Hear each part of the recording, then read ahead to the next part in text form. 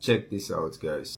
Black people, you have got to teach your kids, especially your kids that are hanging out with rich white kids. That is not good. You gotta stop letting them hang out with rich white kids. As a white individual, I don't even hang out with white people like that. Anytime a group of Caucasians have accumulated in a designated area, something bad's going to happen. And as a black person or a person of color, you don't need to be there. You don't. White people aren't safe. If you are the only black individual in that friend group, you don't need to be in that friend group. What happened to Nolan Wells could happen to you. And I don't care how much evidence that law enforcement agency covers up and hides. If they classify him as a suicide or an accidental death, we all know that his friends, his supposed friends, they murdered him. There are so many black individuals who recently have been classified as suicides. We all know that they were lynched. Why? Because white people did something terrible and the law enforcement agency covered that up. Stop hanging out with white people. We are not safe. And unfortunately, under this administration, white individuals who have racist tendencies and who are racist, they feel emboldened enough that they know that they are going to get away with it. Stop hanging out with white people. Stop doing it.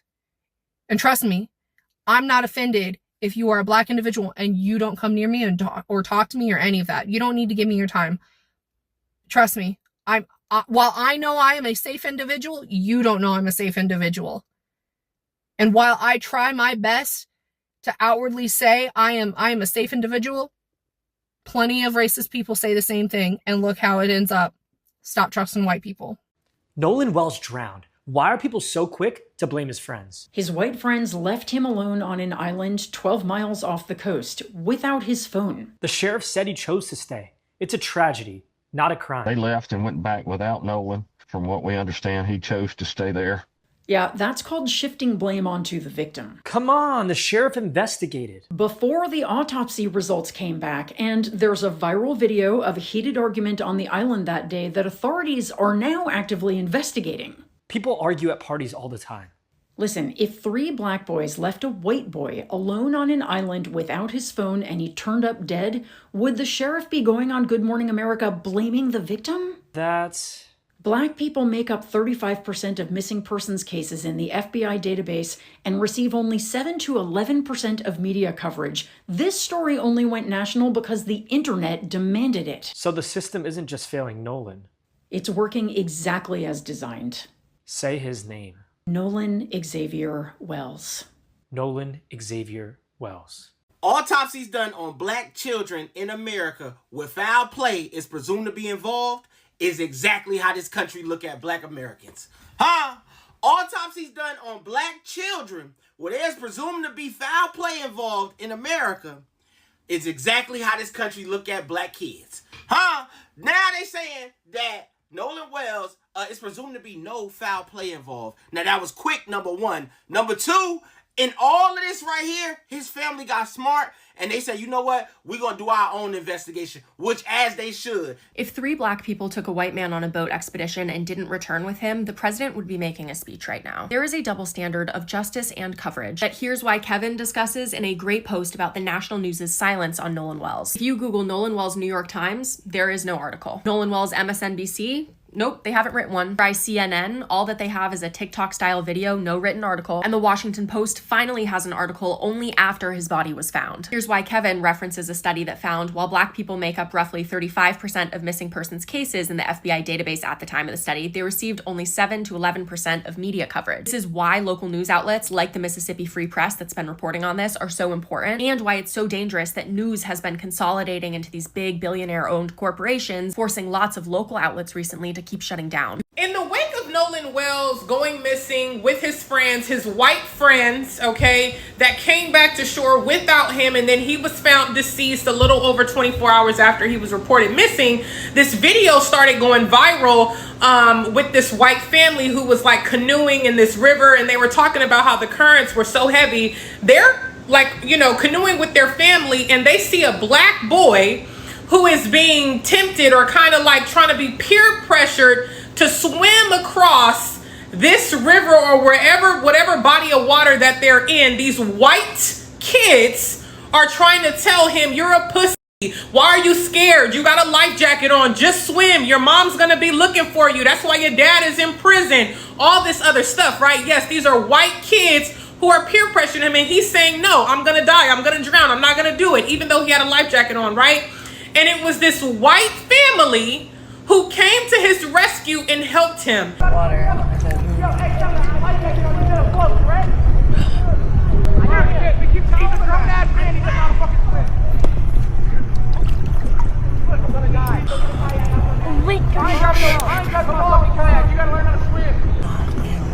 This is fucked up. Should we go with my left? Yeah. Fair. Tell them to hold off the back. Everybody, you can swim down, Revy, you fucking retard. I think I'm just staying here. Bro! How am I gonna get you back home? You don't think Mama Marquise is gonna be worried? Hey, your mom, my mom's name. My dad's your mom is always worried about you. My dad's in prison. I think that's why. Your dad's in prison. I'm looking at you. Bro, just don't get a kayak. You have a fucking life jacket on, Marquise. I'll just wait. Bro, you have a life jacket. No, I'm black. It doesn't matter. It's not gonna save me. Oh, yes, it does. Bro, I'll just find a way. Hey. Hi. Yeah, they think I'm about to swim back, but I can't swim. Bro, you have a life jacket. I'm gonna die. I'm standing right Hold now. on. So I can just like hold on to the back. Handle right here if you want. Yeah, I might drown. You won't drown. You won't drown. Try to get over there. You're not gonna drown. I promise you won't drown. There you go. Thank you. What's your name? Hey. What's your name? My name is Marquise. Everybody calls me LeVar because I go to like Denellen. Are you okay? Are you okay? Ma'am. Are you okay? Yeah. Okay. I was okay getting over here. And they think I'm about to swim back. I can't even swim. Doing a good job right now. Talking about both of this. And it's my first time here. It's your Oh, first time? Well, welcome. Yeah. How'd you get over here? Yeah, what They made me happened? take that way over there, and they had 2 life jackets on. I'm glad we ran into Oh, you. you fucking pussy. I'm never coming back with y'all. Yo, we told you if you're coming, we had a life jacket. A life makes you jacket. float. Same it for a big kid. This for a little kid. That's scary though if you're not used to water. Yeah. I just swim my pool in my backyard. Yeah. Spring water's different. It's a lot different, you know. We're almost there. I know, it's really strong. And there's a current. You're welcome. Yeah, I'm never coming back with y'all.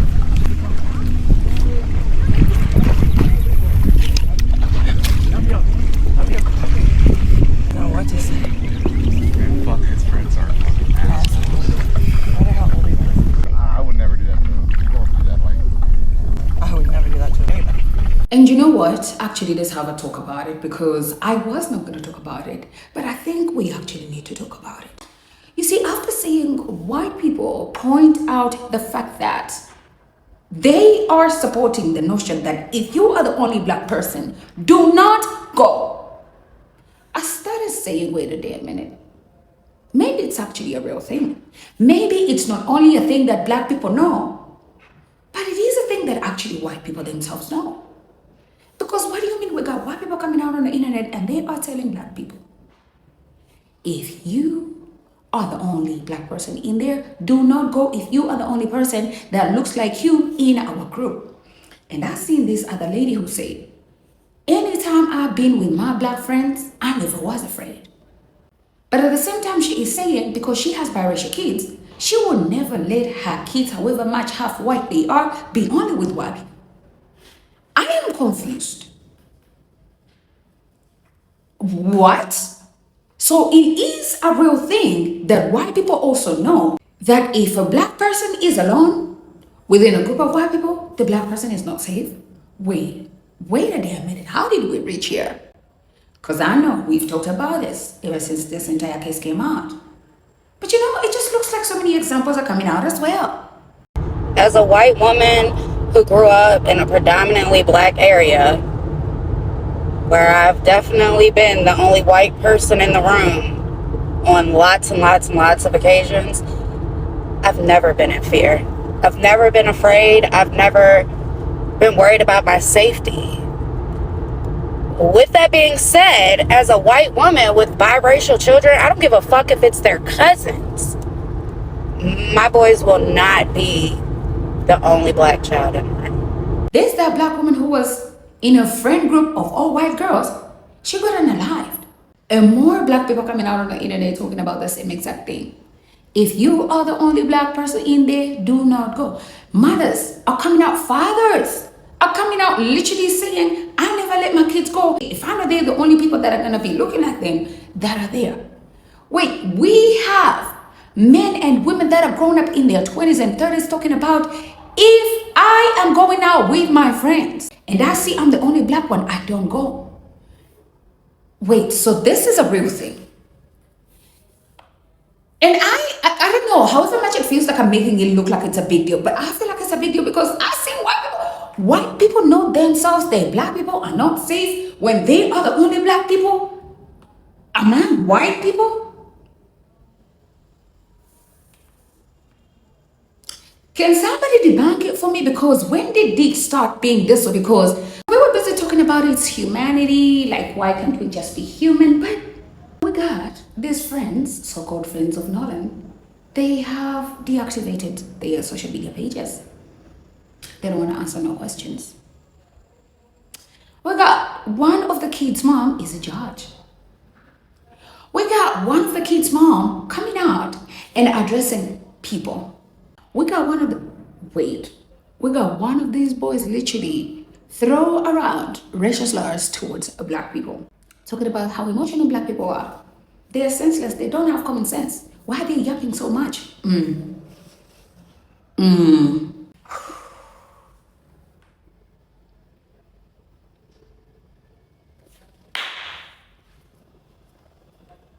I honestly would just love to know what excuse some of y'all got for this one. This is Ike Pyron. Okay, welcome me for a second. Ike Pyron is the little brother of Wyatt Pyron. And Wyatt Pyron is one of the friends that was on the boat with Nolan. This screen grab from Snapchat has been going around. Law enforcement probably isn't going to show us this, but I can attest to you that this is real. But let me just say, allegedly, he said this. Ike sent this message to one of his friends. He said, I see you reposted this, so I wanted to let you know what really happened. Can't be listening to all these black people saying his friends did something. He was with my brother that day on the boat and he chose to stay. They know who the girl is. It happens on Horn all the time. These guys posting this shit on TikTok are all worthless blacks who want nothing but views.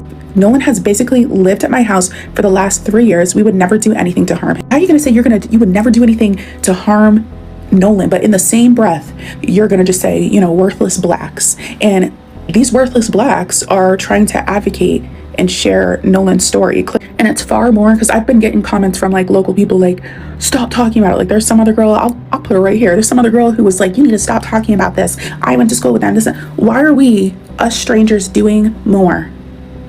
Advocating more for Nolan than some of the people, not everybody, but some of these people who are commenting and talking crazy on the internet. And then yes, Ike Pyron, who is related to Wyatt Pyron. Yep, that's him. Make it make sense. How are you gonna call us worthless blacks, but in the same breath you're gonna say we would never do anything to Nolan, we care about him, this and that? And I know there's gonna be someone in the comments who, oh my god, you people are just this and that, you're trying to make it all about race, this and that. Let me said, if you wanna question how real this is, she said, it's his little brother. I have the same screenshot from my daughter's phone. I'm so ready for some justice for Nolan. All I can say is disappointed, but not surprised. These people are unapologetically racist, and everything that is in the dark will come to light. If you don't care about what happened to Nolan Xavier Wells because he doesn't look like you, would you feel differently about his friends minimizing his life if the victim looked like this, more like you? What if I told you that this is Nolan Wells' grandmother, which makes Nolan's mother half Asian and Nolan himself a quarter or an Asian person himself? And if you think that couldn't happen to me, that happened to Nolan because he's partially black, then I'm gonna remind you of Nancy Ying, the 29-year-old special needs teacher from Alhambra, California, who went missing while she was on a yoga retreat on Lake Adelan, Guatemala, 3 years ago, who, just like Nolan Wells, put his trust into his white friends, thinking that they're just going out for a good time on the water. Nancy Ying also put her trust in her white friend Christina Blazik while going out on the water, thinking that they're about to have some fun. But just like Nolan Wells' white friends, who all claim that they don't know what happened to Nolan and just thought that he was on another boat, but then as soon as they got back, deleted all of their social media accounts, including Warren Hudson here, who up until 9:30 last night still had his profile up but now is gone. And allegedly, at least 2 of them immediately lawyered up upon getting home. Christina Blazik, who had told officials in Guatemala that she did not see what happened to Nancy, whether she jumped in or fell into the water, as soon as she returned to the United States, deleted her socials lawyered up, and through her lawyer tried to claim that they were barely even friends.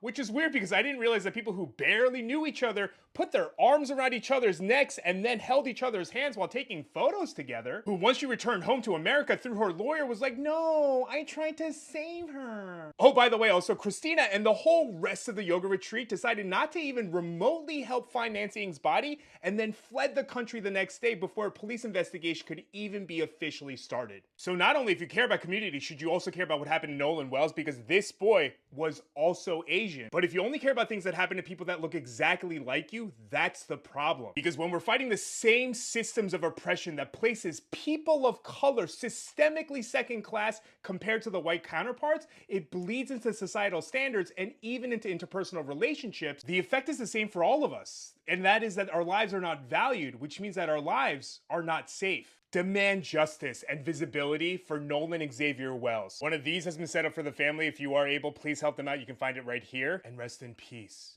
Nolan Xavier Wells. Just when y'all thought y'all got away with it, huh? I'm about to play the video, but y'all, we have done it again. Nolan Xavier Wells will receive justice, and here's how.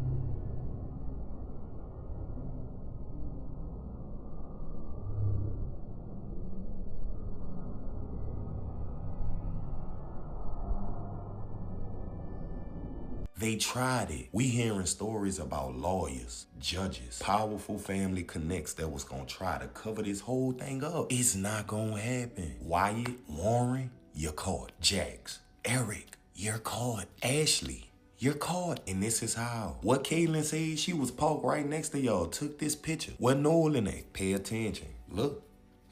Use your mind, bro. Use your eyes right now. And these two. Pay attention. And it's this picture right here that's really gonna sink them. I'm hoping that Nolan Wells' friends are fully investigated, because I'm not sure that I believe they had nothing to do with this. Because I'm sorry, but if my friend goes missing, I'm going to be using my social media to find out where the they are. I'm not going to unfollow them and then deactivate my account. Then for the sheriff to come out and say, oh no, we don't think that there's any like foul play. He drowned on the 4th of July when everything's busy and no one saw anything. Okay, but let's just for a second say they had nothing to do with it. If you brought your friend, why the did you leave without them? Did your mom not teach you manners? If your friend group looks like this, his safety should be your biggest priority. Because if I'm taking a friend out, especially if my friend is a person of color, their safety is now my responsibility. Oh my God, why are we making this about race? Because it is. Cut the colorblind bullshit. Understanding and acknowledging that my friend is a person of color is not racist. In fact, to pretend to not see that and be completely ignorant of it puts them in danger. How? Because I know at least when they're with me, I can guarantee I'm at least looking out for their safety and their well-being. I can't guarantee that a group of strangers that we just met are looking out for them as well, that they don't have ill intention, that they're not racist. And because I don't know that, baby, you're coming back home with me. These boys told the sheriff, oh, well, he was talking to some girl and he wants to be on the island, so we left. No. I don't care if you call me the biggest cockblocker and you're kicking and screaming the whole way to the fuck bar. Baby, I'm not leaving my friend with strangers. What the fuck are you doing? We have to recognize that when we have friends of color and we go out with them, there are faces, places, and spaces that are not safe for them. And this naive, I don't see color bullshit can potentially put them at harm. We look out for our friends, and we especially look out for our friends when they are a person that is marginalized. That is the bare minimum. So for anyone who hasn't heard about this story, an 18-year-old college football player named Nolan Wells went missing after attending a 4th of July trip to Horn Island in Mississippi with a group of his white friends. According to investigators, the group arrived to Horn Island together on a boat, but later that day, when that boat returned to the mainland,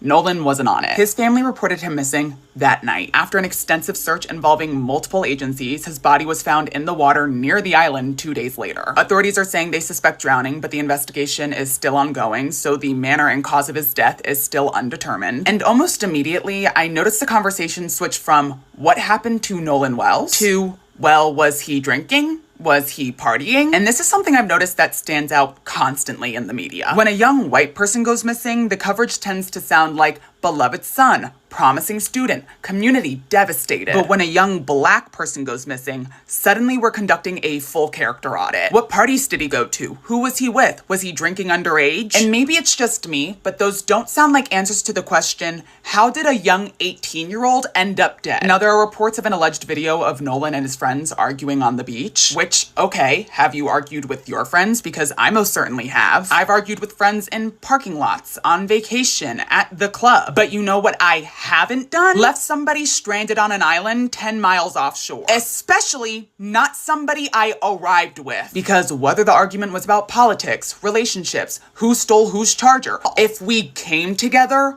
we are leaving together. And to be clear, that doesn't mean anyone is guilty of anything, but I'm just confused as to why the media has shifted blame on Nolan and not the people he arrived on this trip with. Now, I'm not accusing anyone of anything. Asking questions is not accusing someone of something. But a young black 18-year-old was found dead after attending a trip with a group of his white friends. And there are also claims that some of these friends who accompanied Nolan on this trip deactivated their social medias immediately after. That is questionable behavior. Nolan's family deserves answers because right now there are still far more questions than there are answers. And shifting blame onto the victim does not help in any way, shape, or form. Service Sam here on the Nolan Xavier Wells disappearance. First of all, RIP to Nolan. And I just can't help but think how something is off.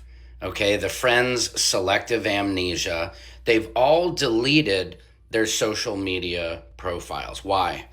If you're not guilty, now I get maybe you're getting harassment, but if you're not guilty, why wouldn't you put out an RIP? Why wouldn't you put out a message of love and support for your friend who's just passed? It doesn't feel right at all. One of the kids' mother is a judge. See, this is the part where now they're going to try and say it was an accidental drowning, a terrible, they're all getting their story together is what I feel like is happening right now.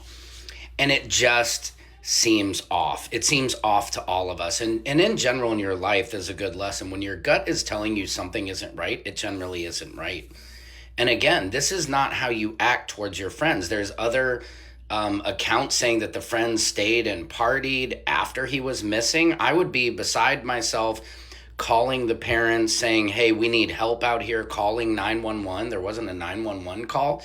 And especially, it's not like they were out at a bar. They were on an island. You don't leave ever a friend on an island when he's unaccounted for. Even if he's with a girl, you make sure, okay, you're with the girl, you're on that boat, you're good, you're going home, bro, we got you. This is not that case. And there's just more to it. It's in Mississippi of all places, which nobody trusts. Sorry, Mississippi, but your history doesn't allow us to trust you in this situation. Let me know what you guys think in the comments. We need to get more videos, more pictures. Somebody has to know something. Investigators are saying they're waiting for more to come in, but we can't trust the local police department because there's a good chance if one of those mothers, a stepmother is a judge, they're working behind the scenes to save their son's asses. And we need to be concerned about Nolan first. I want to talk to y'all about Nolan Wells, but before I do that, I want to note that Nolan's mom does follow me, and in the event that she or other family members come across this video, please keep the comments respectful and in line with uplifting a family who just tragically lost their son. If there's any kind of nasty comments, racist comments, conspiracy theory type comments, my comment section is not the place for that. You will be blocked. This is someone's real life. Okay, this is someone's son. This is not a fodder for content. This should not have been Nolan Wells last summer. Nolan Wells was someone's baby. He was 18 years old, set to turn 19 next month, set to go back to playing football at his local community college. He was very well liked. He got along with everybody. He was radiant. He was a leader. And he went out with 3 friends. They went out to an island. His 3 friends returned to the mainland without him. And all 3 of those friends are white. And I know that when I say that, there are white people watching this who are immediately gonna say, well, we don't know what happened. And y'all, This is the difference. If the situations were reversed, if the circumstances were reversed, and it was 3 black boys who took a white boy out and the 3 black boys came back and the white boy did not, it wouldn't matter that they didn't know what happened. Those 3 black boys would have been in handcuffs. Those 3 black boys would still be in questioning to this day. I can see the Fox News headline now, right? They would have used it as proof. See, we told you black people were dangerous. We told you black people were bad. I've seen no such headline on Fox News about this. Have you? Even though, we know that white men are overwhelmingly responsible for situations of mass violence across the US, and I'm not saying every white guy, right? I'm not saying that. Here's the thing. Acknowledging that black people are in danger in this country, often at the hands of white people, often at the hands of white police officers, acknowledging that reality, because it is a reality, right? It's not a theory. It is evidenced by so much data and history and lived experience. Acknowledging that reality as a white person does not make you inherently dangerous, but refusing to acknowledge it does. We have to be able to recognize the double standard before we can do something about that. And genuinely, because I know there's people with all kinds of belief systems who follow me, I want you to sit with that. What would you think if you saw 3 black boys had taken a white boy out and the white boy didn't return? What would you honestly think? Throughout history, our criminal justice system has never waited to wait and find out what happens when it comes to incarcerating black people or punishing black people for crimes they didn't commit, or even killing black people for crimes that they did not commit. That is just the truth, and that is all I'm trying to say here. I am not trying to insert my personal commentary, because again, his mom does follow me, and I really do just want to be respectful and do what I can to support the family. And on that note, GoFundMe for his family is in my bio. It is the verified GoFundMe. I checked it across all of his mom's pages, and y'all, we have to do better to protect black children. We have to do better to protect black people. And that starts with listening to them and believing them, which we do a god-awful job at. We do a god-awful job. Just continue to pray for his family and that they get the answers that they deserve. So I went to a very affluent, predominantly white, private high school. And when I see these pictures of Nolan Wells with his friends on the boat for the 4th of July, my heart breaks. My heart completely breaks, because I know that so many of my pictures from high school look exactly like his. I know what it's like to be the token black person in a group of predominantly white people, and for you to genuinely probably think that those are your friends, and for 95% of your interactions with these people to be friendly to the point where you do believe that they're your friends, and probably for them as well to believe that they're your friends until shit hits the fan. I know exactly what that's like. I don't know what conversations that Nolan and his family ever had about race or about himself being the only person of color in his group of friends. I don't know. I have no idea. Regardless, it doesn't matter what conversations they ever had.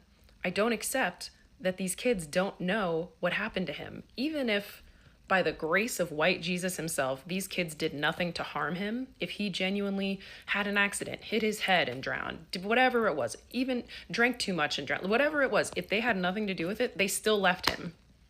So they still know what happened. Saying that they don't know is absolutely ridiculous. Absolutely ridiculous. And I think that the thing that's most heartbreaking to me, I mean, so much of it is, but the thing that's most heartbreaking to me as someone who grew up surrounded by white people, thinking that those were my friends for the most part, is the betrayal. Because every black person has their black moment. Every single one. I think that there's a crazy version of it when you are a black student in a predominantly white school, private school or public school, that happens where all of a sudden, whether it's a microaggression or a macroaggression, but you have the moment where you realize, like, oh, so we're not friends?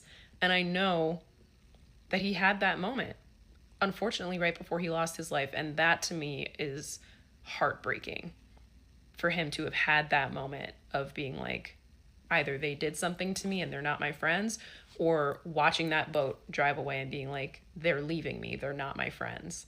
That to me, burn it all down. I worked in corporate America for a couple of years. And I was successful, if that makes any sense. I was earning good money. So automatically I was surrounded by people who looked a certain way. And I also noticed that in the same Washington state, the black people that I also maybe dated or I was friends with were also surrounded by white folks. White folks. Let it sink in.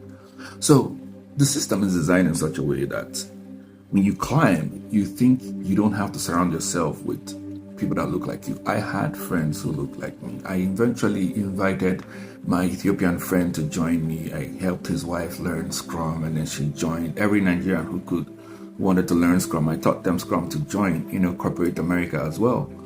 But unfortunately, when I worked in Labor and Industries, Washington State Department of Labor and Industries, there's just one Nigerian. He had been a project manager for over 30 years. And when those racist bastards started dealing with me, he couldn't really do anything. He was on another team. He started telling me his own stories and what even the directors had done to him for those years. But unfortunately, what happens is you also find yourself isolating yourself from people who look like you. Now, I didn't do that, don't get me wrong. But a lot of black people do that. So I understand that this whole successful thing, when you're successful in the United States as a black person or an African immigrant or somebody from the island, black still, you suddenly start exonerating yourself, exempting yourself from people who look like you. You are undoing yourself. You want your kids to go to a good school and then you put them in an all-white school. For what reason, if I may ask? For better curriculum? Hold on, because I've heard that a lot. For better curriculum, how? If you think sending your kids to an all-white school for a better curriculum is helping them, no. They are seeing only white leaders. It's also messing with their minds. They're seeing that professors and leaders are white. They're seeing, they're going through a lot of gaslighting and they're internalizing it. They don't even know. Sometimes they'll get bullied through subtle microaggressions to join things that they don't want to join, because I know because in corporate America, I stood up for myself as an adult. Oh, we're having an all party. I said, no, this is not very inclusive. Your games is not inclusive. It's not diverse. You do not ask us what we think games are. You assume that because it's a corporate environment, everything has to be white. Now, I spoke up, and of course, I lost my job every time I did. But what I'm saying is, putting your kids in an all-white school because you want them to have a better education, it's something you have to do. It's something making you think that way. Because your kids being in an all-white school doesn't mean they're getting a better education, because they're not. They're not. Put your kids in historically black grade schools if you're black. Put your schools in all black schools for a reason. You think you've made it out. I get it. You think you've made it out. Finally, I made it. No, you've not. You're still black in the United States. Making your kids have a different life, different from the realities of the US, is just going to make you mourn your child. You're going to bury your child. And I don't mean any harm. But the more you keep exposing your children to, or your black kids to, whiteness, like it's the ultimate, you're going to bury them. Let's learn from patterns, if not anything. Learn from patterns. You're not special. The other day was this black girl, South African by the way, crying that Choi Sheik ignored her for autograph. Because Koreans are trained from childhood to think that black people are impoverished. They don't identify with black people. It's a training. It's a training. The same way Jane Elliott said, every white person trained in the United States is racist unless the person has put in the work, or it's a miracle. Because a system, a school that you attend, and every inventor is white. And the black people are slaves. And everything about black people is shit. And that's what you want your child to learn. You're not doing your child a favor by sending your child to an all-white school as a black parent. You're not. You're not better than the rest of us. Let it sink in, God damn it. Do we have to yell? Do we have to yell for you guys to listen? Every time is one black person alone with white people, things happening to them. The other day was another black kid who his friends were mocking. It was a white woman who saw him struggling on the lake and went to save him because his white friends wanted to let him die. You should understand, they don't see you as human. The way they are trained, when you're trained from childhood and even in classroom to think that you're better, your species is better, you've done everything better. Of course, you're going to begin to think that black people are property. Why do you think the white woman walks up to a black dad with his black daughter and she stretches her hand to want to touch her hair and he says, no, you can touch mine. And she said, no, I want to touch it. Why do you think she has that audacity? It's from training, childhood training. God damn it, don't send your kids to an all-white school. The other one went to wherever she went to, trusted that this guys had her best interest at heart, and did not plug in the bungee jumping cable and jumped off without checking. I will check. Now, as somebody who trained in martial arts, I had to learn martial arts, right? I lived in Washington State when I started learning martial arts, and I'm thankful for that martial arts family from July 2021. It helped me heal from the loss of my mom, grieving my mom and everything. And I had to also learn some self-defense to defend myself against the U.S. police here, interestingly, because of George Floyd. And Ahmaud Arbery, everything happening at the same time, right? So, but when I got there, I saw some black people, so I was comfortable. See what I'm saying? I started training because there were black people in their space. Eventually, the black people started leaving. First was Angie, was from one of those African countries. And then there was still Willie and Mr. Wright, and there was Troy. They were always there. Then next thing, Troy Willie disappeared for a while. Then Troy and I had a conversation one time about how they didn't want to give him some duties because he's black Korean. And then eventually he stopped coming. But then there was another person joined, Doc, and of course there was Corey. So there were two black people, so I kept attending. Then next thing, Doc stopped coming. And then Corey started having heart issues and stopped coming. I was now the only black person left. And then Mr. Wright would come once in a while and leave. I'm gonna be honest, it didn't feel safe being there the entire time. It didn't feel safe. Don't blame me, it's what I know, right? So, in as much as I had to learn self-defense, I was still very careful. I'm even a Nigerian immigrant.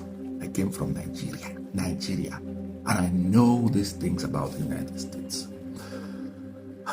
Black people. Going to an all-white neighborhood because you think you've made it, it's not safe.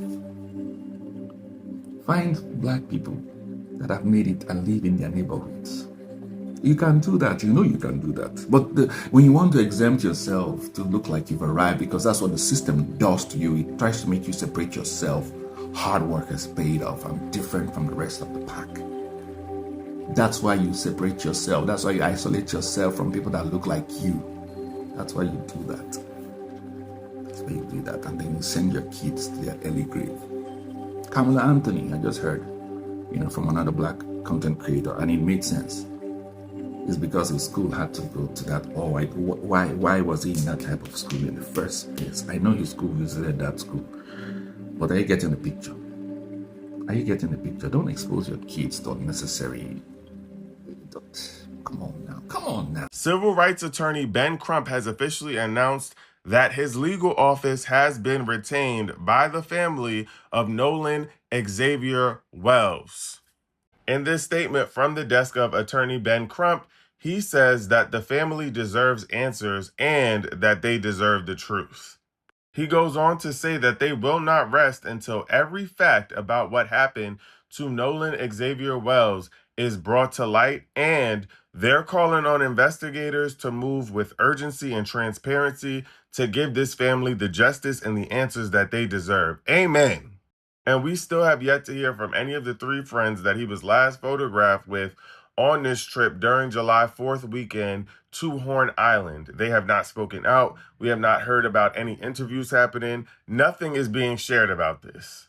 I'm also hopeful that because Ben Crump has been retained by the family, that there will be a much more in-depth autopsy and hopefully an independent autopsy, because we've seen what happens when the autopsy is left to the folks in a town that does not look like us.